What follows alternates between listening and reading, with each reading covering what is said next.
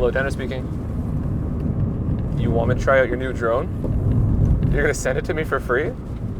No freaking way, yeah. No, I'd be happy to do that for you.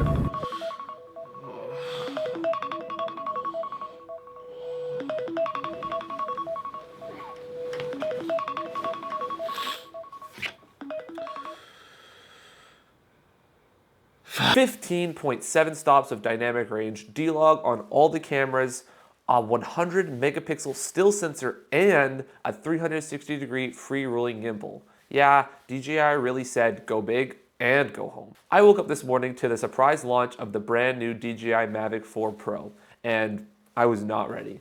After months of leaks, teasers, and rumors, which I mostly ignored, the Mavic 4 Pro just dropped out of the sky and cratered my YouTube feed. Honestly, it was just like, whoa, there's a lot of stuff out here.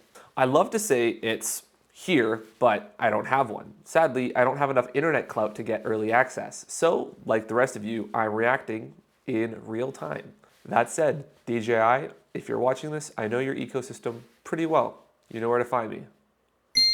Let's talk about what's new, what I like, and what's got me clutching my wallet. DJI pulled no punches with the Mavic 4 Pro. Main camera, 100 megapixels, 6K at 60 frames a second, and yes, the variable aperture I loved on the Mavic 3 Pro is back, from f2 to f11. f2 on the main camera, crazy, better than 2.8. The telephoto lenses look similar to the Mavic 3 lineup, but the major upgrade, they get full D-Log 422 profiles across all lenses. This is huge for filmmakers who want better color grading and easier camera matching. If you watch some of my other videos that are coming out soon now because I'm rushing this video, you'll hear me talk about the annoying part of matching D-Log M in the Mavic 3.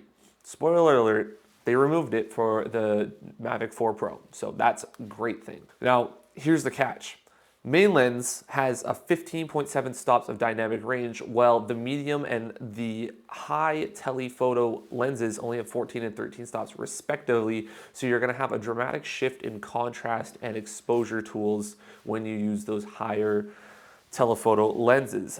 It makes sense though, because smaller sensors equals less dynamic range, but still, it's not too bad, and when you're making choice shots, you can definitely make the most out of it. The Infinity Gimbal is wild. This thing can roll a full 360 degrees and is a first not just for DJI drones, but for the industry as a whole. Creative shots are gonna be absolutely nuts. Also, native vertical video on a Mavic drone. I haven't seen much real world footage yet, but I know it's there and it's exciting. I'm glad they finally added a feature from the Mini lineup to the Mavic lineup. It feels well deserved and well waited for.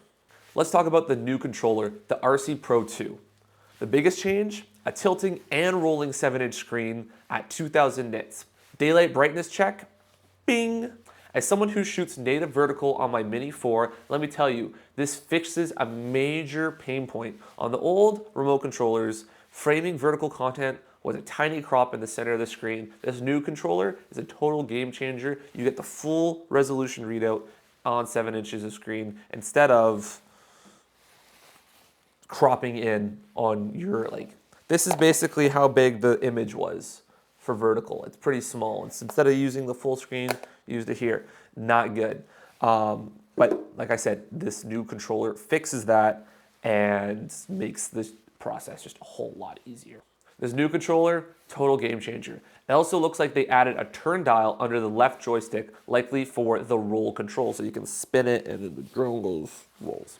Now, there's a bunch of other smaller updates, including the improved transmission system. It seems like every generation of drone, they're adding a new 04, 05 transmission unit. The new drone comes with increased flight times. I think it's up to like 54 minutes now, which is freaking crazy. And new obstacle sensors. But honestly, the real juice here is in the camera systems and the controller. So, will I be buying this drone? Honestly, no.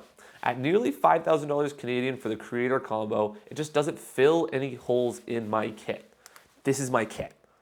For all intents and purposes, I have my big drone, I have my little drone, big, good cinematic shots, tiny content creation in vertical, FPV, FPV.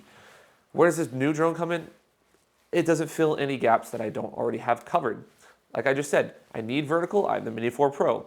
I need high resolution and cinematic shots. I have the Mavic 3. I need easy access and flight. I have the Mini 4 Pro. Again, the Mavic 4 is super cool, but for me, the newest features aren't new. That said, I do see the value here for creators who need one drone to do it all. This thing is packed, and hey, who knows, maybe FOMO will catch up to me pretty soon and I'll end up buying this drone to show you guys. I'm off to go film the intro skit right now. If you haven't already, hit that subscribe button. More content reviews, hopefully more gear coming soon. A75 waiting to come out. See you in the next one. Peace.